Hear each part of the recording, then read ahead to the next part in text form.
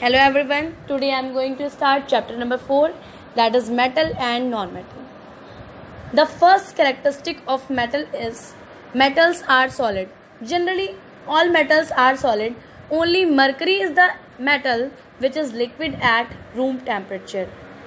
Now the second characteristic of metal is generally metals are hard. Only lithium, sodium, potassium is soft and can be cut with knife. Third property, metals have metallic luster. It means कि metals having shiny appearance.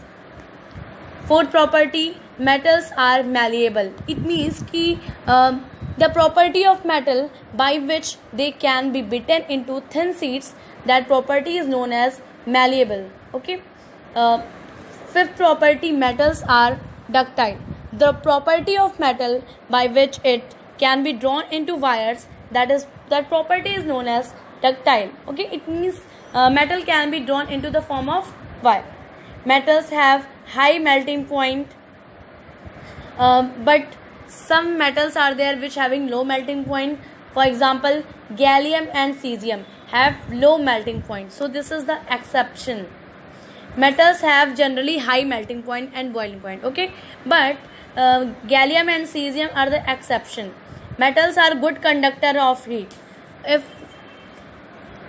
I talk about the best conductor of heat, so the best conductor are silver and copper, and the poor conductor are lead and mercury.